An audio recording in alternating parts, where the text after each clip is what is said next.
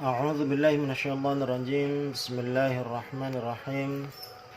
Alhamdulillah wassalatu wassalamu ala Rasulillah sayyidina wa maulana Muhammadin ibn Abdullah wa ala alihi wa sahbihi wa man walah wa la haula wa la quwwata illa billah.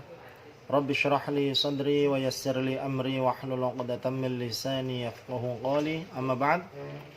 Alhamdulillah kita sudah sampai pembahasan An-Naqid Al-Khamis. Insyaallah pada kesempatan kali ini kita akan membahas tentang pembatal keislaman yang kelima.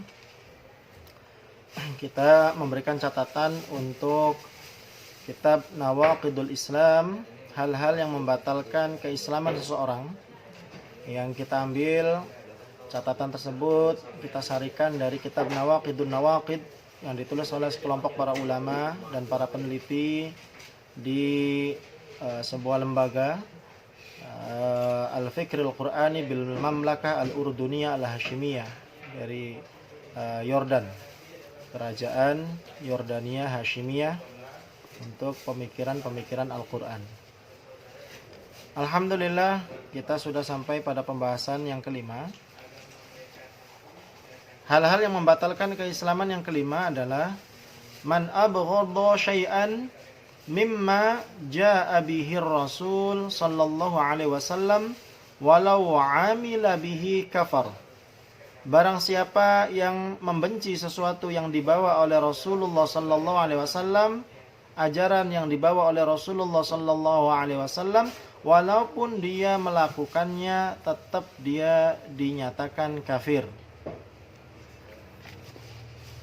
Hadirin sekalian rahmati Allah, untuk kalimat ini di satu sisi ada benarnya apabila ditujukan untuk orang-orang kafir, orang-orang musyrik atau orang munafik yang hatinya tetap kafir, mulutnya saja yang mengucapkan syahadat, pura-pura. Akan tetapi kalimat ini bila diarahkan untuk saudara seiman, kaum muslimin, orang awam yang sejatinya sebenarnya dia telah bersyahadat, meyakini bahwasanya ajaran Allah dan Rasulnya itu yang terbaik. Hanya saja dia malas, hanya saja dia tidak suka untuk melakukannya, merasa berat, maka kaidah yang kelima ini salah bila diterapkan, sehingga bisa terjadi pengkafiran terhadap sesama kaum muslimin. Dalilnya mana? Dalilnya adalah dalam surat Al-Baqarah ayat 216, Allah Subhanahu wa taala menyatakan, kutiba alaikumul qitalu wa huwa kurhul lakum. Telah diwajibkan bagi kalian peperangan, berjihad, wa huwa kurhul lakum. Hal itu meskipun tidak kalian sukai. Kaum muslimin generasi sahabat, sebagian dari mereka tidak suka yang namanya peperangan, jihad. Akan tetapi mereka tetap melakukan. Ini kaidah tidak bisa diterapkan. Buktinya para sahabat pun memiliki di hatinya, sebagian dari mereka memiliki perasaan sungkan, malas, tidak suka untuk melakukan salah satu daripada syariat ini. Selama kaum muslimin, orang tersebut tetap meyakini itu yang hak, itu yang benar, maka takfir tidak dibenarkan dalam hal ini. Begitu juga Allah Subhanahu wa taala menyatakan dalam surat Muhammad ayat 8 sampai ayat 9.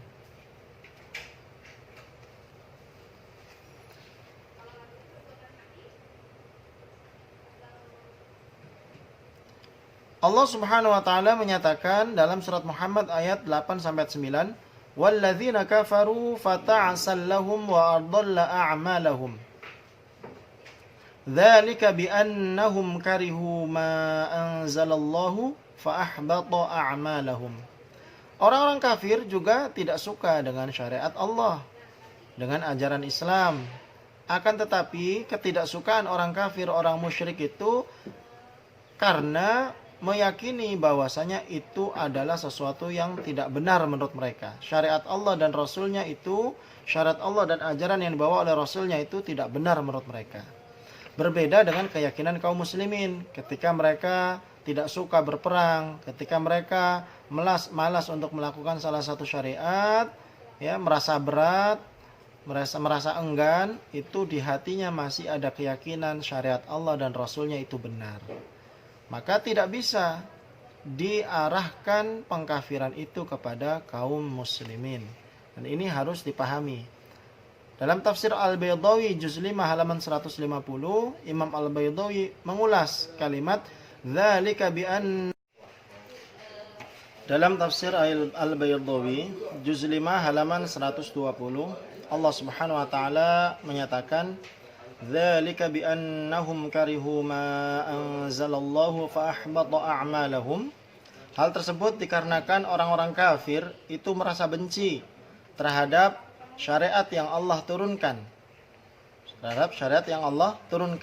Imam Al-Baydawi menafsirkan lima fihi minat tauhid wat takalif al-mukhalifah lima al-fawhu washtahathu anfusuhum. Karena mereka benci dalam ajaran atau syariat yang Allah turunkan itu terdapat tauhid dan juga beban-beban syariat yang tidak sesuai dengan hawa nafsu mereka.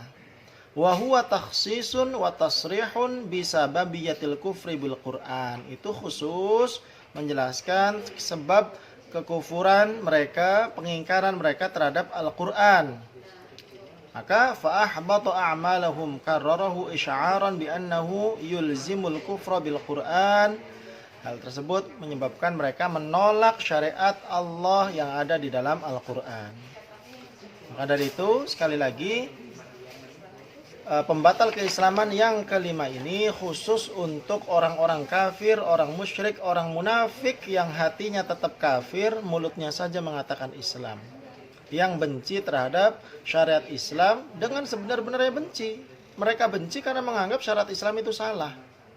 Berbeda dengan sebagian kaum muslimin yang tidak suka dengan sebagian syariat Islam tapi menganggap bahwasanya apa yang dibawa Allah dan Rasulnya syariat itu adalah benar, hanya saja mereka belum siap. Contohnya banyak di antara perempuan yang tidak suka dengan poligami. Tapi mereka meyakini bahwasanya poligami itu adalah ajaran Allah dan Rasulnya. Ini tidak bisa membatal keislaman yang kelima diarahkan untuk wanita-wanita yang menolak poligami terus kita katakan kafir. Nah, ini harus hati-hati. Ya, begitu juga dengan syarat-syarat Allah yang lain. Ya, dengan syarat Allah yang lain. Di antara santri ada yang tidak suka dibangunkan malam-malam untuk kegiatan tahajud jam 2. Bukan berarti mereka menolak syariat Allah yang namanya tahajud itu. Dengan meyakini bahwasanya tahajud itu adalah salah, tidak. Mereka tetap meyakini tahajud itu benar, hanya saja mereka enggan melakukannya, tidak suka bangun di waktu malam itu, ya karena tidak sesuai dengan perasaan mereka pada saat itu. Iman mereka masih dalam kondisi seperti itu. Ini tidak bisa dikafirkan. Nah, ini yang harus kita pahami bersama. Oleh karena itu Rasulullah SAW, oleh karena itu Umar bin Khattab pun pernah beberapa kali protes pada Rasulullah, diceritakan kepada Abu Bakar sebagaimana riwayat yang panjang dalam riwayat Imam Bukhari. Apakah kita mengkafirkan Umar? Tidak bisa. Ya, begitu juga firman Allah Subhanahu wa taala, "Kama akhrajaka rabbuka min baitika bil haqq wa inna fariqam minal mu'minina lakarihun." Wa inna fariqam minal mu'minin, dan sesungguhnya sekelompok orang-orang beriman lakarihun, sungguh mereka tidak menyukai. Surat Al-Anfal ayat 5. Ini dikaitkan, Allah sendiri mengatakan mereka beriman, berarti tidak kafir. Walaupun mereka punya sifat karihun, ya, tidak suka, benci. Oleh karena itu nara al-ayat al-karimah qad athbatat al-karoha ma'al iman. Dari ayat ini kita tahu bahwasanya sifat karoha, tidak suka tersebut disandingkan oleh Allah dengan kalimat iman. Fa hadza amrun fitriyun. Ini fitrah manusia saja. Liman kana 'alal haqq ay yakra ay mawqifin yujbiruhu 'alal khunu'i aw at-tanazzul. Wa laysa hadza minal kufri fi syai' bal huwal amru tabi'i. Kalau masalahnya itu tabiat manusia yang tidak suka dengan beban ini, beban itu mah itu tidak bisa dikafirkan selama hatinya masih meyakini benarnya syariat Allah dan Rasulnya. Begitu juga Imam Ibnu Katsir dalam tafsirnya mengutip riwayat Ibnu Abbas lamma syawara an-nabiy sallallahu alaihi wasallam fi liqa'il adu wa qala lahu Sa'd ibn Ubadah ma qala wa dzalika yaum Badr amara an-nas fa'abathu lil qital wa amarahum bisyawkah fakariha dzalika ahlul iman. Dalam surat Al-Anfal ayat 6 sampai 5, ayatnya tadi panjang itu tuh. Kama akhrajaka rabbuka min baitika bil haqqi wa inna fariqam minal mu'minina lakarihun. Jadi jelas ini sebagian sahabat ada yang tidak mau untuk pergi berperang, tapi bukan berarti mereka kafir. Ya, selama hati kaum muslimin, dan kita yakin bahwasanya para sahabat itu hatinya betul-betul mengimani syariat perang, hanya saja ada yang merasa tidak suka karena malas, perasaan dan sebagainya. Maka fama ta'wilu qaul Ibnu Abbas fakariha dzalika ahlul iman illa ma qulnahu bi anna dzalika hubban lil haqq. Sebenarnya para sahabat tetap mencintai kebenaran. Thumma inna katsiran minasyababil muslim yatathaqal min ba'dil ahkam wa qad yakrihu syai'an min dzalik wa takalif taqil 'ala an-nafs. Fa hal hadza kufr? Tidak bisa kita vonis kafir orang yang hanya karena malas, merasa berat melakukannya dan sebagainya, selama hatinya masih tetap cinta kepada syariat Allah dan Rasulnya. Nah ini pembatal keislaman yang kelima. Catatannya adalah tidak bisa diarahkan untuk kaum muslimin selama masih meyakini kebenaran syariat Allah dan Rasulnya. Masalah malas, tidak suka dan sebagainya itu hanya masalah iman saja. Ketika iman orang itu semakin tinggi, maka dia semakin cinta kepada ajaran Allah dan Rasulnya, semakin senang dengan kegiatan ibadah, dengan amal-amal soleh. Selanjutnya adalah an-naqid as-sadis, pembatal keislaman yang keenam.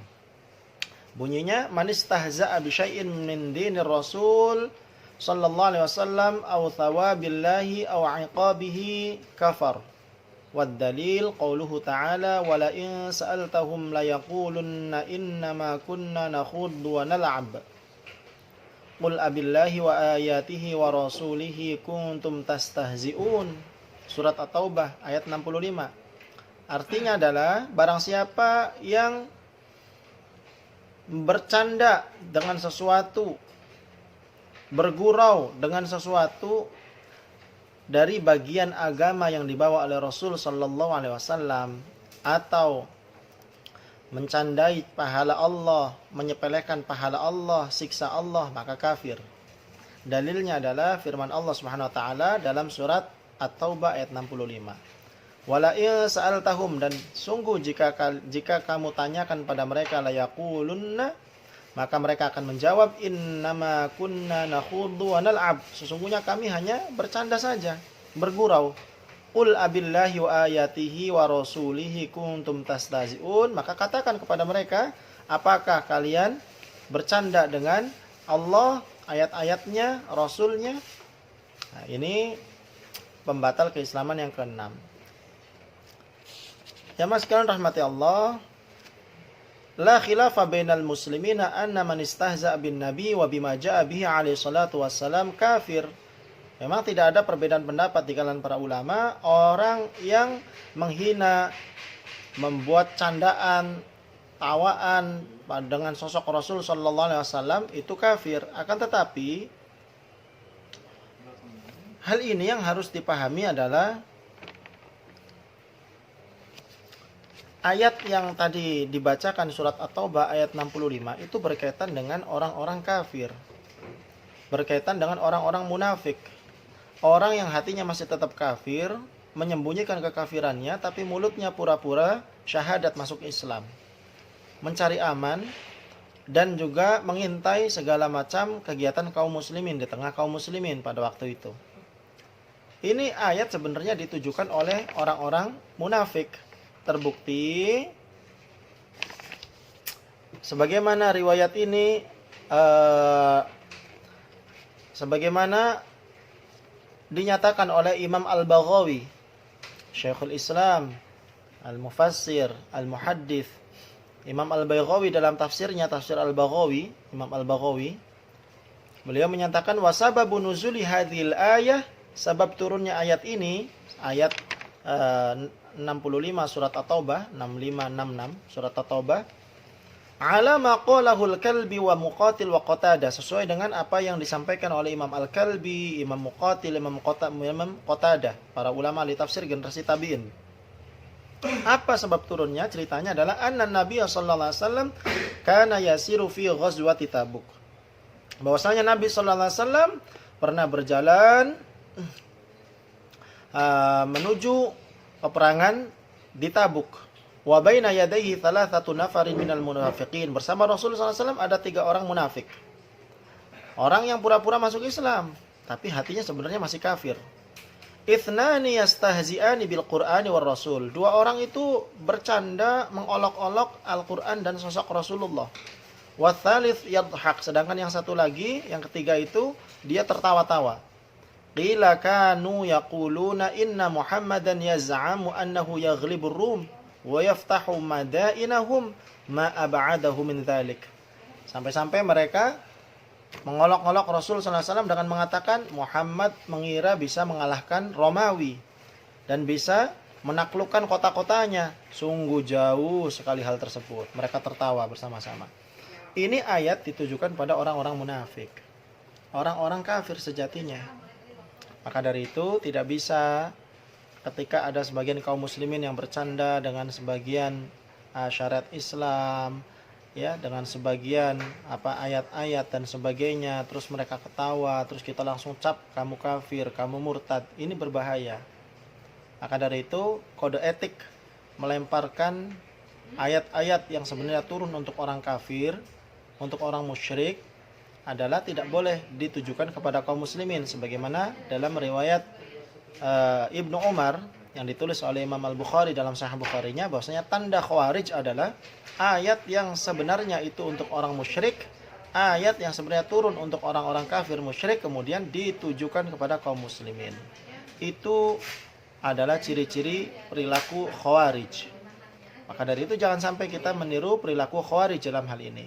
Kenapa? Karena sejatinya ada perbedaan. Sama kelihatan zahirnya perbuatannya itu bercanda, tapi bedanya orang kafir itu adalah dalam rangka mengolok-olok, menghina, membenci ayat itu, membenci Allah, membenci Rasulullah. Tapi orang Islam, kaum muslimin, orang beriman, mereka bercanda itu bukan dalam rangka membenci Allah dan Rasulnya. Hanya saja candaan ini tetap haram, dilarang. Tapi tidak sampai pada derajat kafir. Nah, ini yang harus dipahami. Wal aslu anna hadhil ayat nazalat fi munasabatin khassah wa waqi'atin muayyanah fala yajuzu ta'mimuha wa hamluha 'alal muslimin li takfirihim wa ikhrajihim minal millah. Fal Islam lam ya'ti li tasayyudin nasi bima sadara anhum min ghairi qasdin li yahkuma bi kufrihim wa ikhrajihim minal millah. Karena itu ini harus jadi catatan kita bersama. Hati-hati ketika kita membaca ayat yang isinya adalah celaan-celaan yang sejatinya untuk orang-orang kafir dan musyrik. Kemudian kita tengok kanan kiri kita, saudara kita kelihatannya perbuatan yang sama, kita lemparkan kepada saudara kita dengan ayat tersebut. Ini tanda-tanda Khawarij. Na'udzubillah wal'iyadzubillah. Kenapa? Sekali lagi, sejatinya hati kaum muslimin dengan hati orang kafir itu beda. Orang kafir itu penuh dengan kebencian kepada Islam dan kaum muslimin, menolak kebenaran Islam dan Al-Quran. Sedangkan orang muslim, orang mukmin, walaupun perbuatannya mirip orang kafir, tapi hatinya masih tetap meyakini kebenaran Islam dan Al-Quran, kebenaran yang dibawa oleh Rasulullah Sallallahu Alaihi Wasallam. Maka pada titik itulah terdapat perbedaan. Tidak bisa ayat untuk orang kafir, untuk orang musyrik ditujukan kepada kaum muslimin. Wallahu a'lam bishawab. Wabillahi taufiq wal hidayah. Assalamualaikum warahmatullahi wabarakatuh.